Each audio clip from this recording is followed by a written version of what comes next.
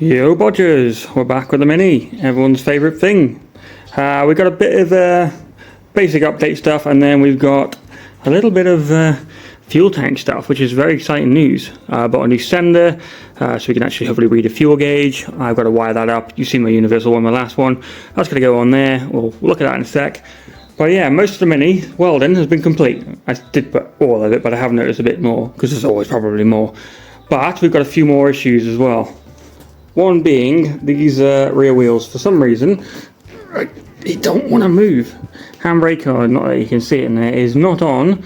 I'm pretty sure it's from, if you remember a few videos back, I did the handbrake cable fitting and it wasn't exactly perfect, so something's not quite right. So at some point I'm going to have to lift it all up, take them back off and figure out what's going on. I think it must have slipped and it sat on the handbrake shoes, best guess.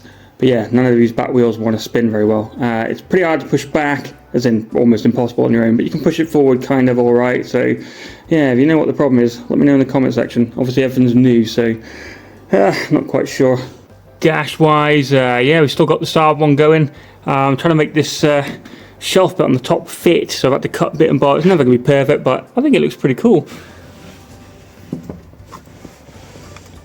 Yeah, again, quite dark, but you get the idea. You can see I'm going to put a little digi-speedo in. Maybe I'll put the original one in. Again, let me know. Should I keep the original speedo or buy another one because I've ran it over? Or do I put a GPS one in? Because it's pretty accurate, like I said last time. This I need to fiddle with so it'll fit in the middle of a dash. I'm going to have to move the heater forward or something. And then, fill this in with buttons, switches, who knows what, for probably everything. Because, like I said, the wiring is a nightmare on this car. And then I'll build something of maybe wood here, just to fill the blanks in. And then perhaps fiberglass it all together. I don't know. I need a choice of seats as well. These are the ones that come with the car, believe it or not, and they're I don't know, some kind of weird Subaru rip-off ones. They're quite heavy, but there is a pair. Do I get them redone? I've got a cousin who does this for a living, so I could get them refitted. Or do I put the Saab ones in? Again, very heavy, but very comfy. Let me know, what's the best plan? Probably going to leave most of the interior stripped. I've got red carpet, so I might just red carpet it with thin stuff. Obviously we've got a lot of seam sealing to do. None of the welding is very neat, so I'm going to have to grind it all flush and all that, and then fill it with seam sealer. So once again, of all things with this Mini, someone else that's going to stop me from driving it is this brake compensator thing here. They're a bit of a bugger to get hold of. I'm just going to have to fork out and buy one new if I can get one.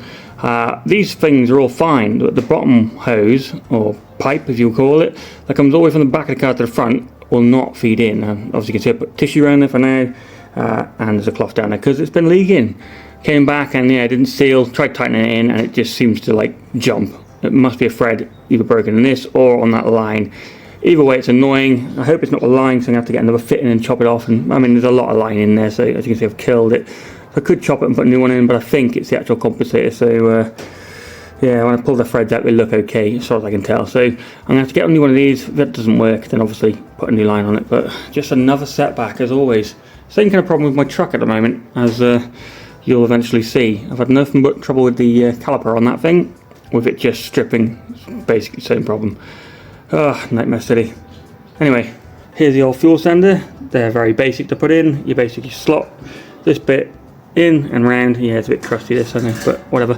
And then there's a little tabs, as you can kind of see. There you go, right on my thumb there. They have to go in, obviously, a little key slot thing there. Or one of them does anyway. Happy hey. Not quite sure how it bolts in though, mind. How the hell does it fasten in? I guess we'll see. Let's chop them in. So, going in that way. Obviously it's going to go into the actual depth of the tank. Slot them through. I wonder how that seals. I've literally got no idea. Am I missing a part maybe? Right, another setback, as always. Bought a new sender, and typically, I've never done one before, it's supposed to be a lock-in fuel ring, and they don't come with them. Why? So an extra £5 just for the stupid lock-in ring. So yeah, normally it goes in there, and then you sort of twist it and it locks it in place. So we're stuffed again. So we have to wait for that to turn up in the post, and then this thing will go on. The hard line's still in there, and it looks alright. And then we'll connect the ends up and get the tank in, and then we can actually start running the thing.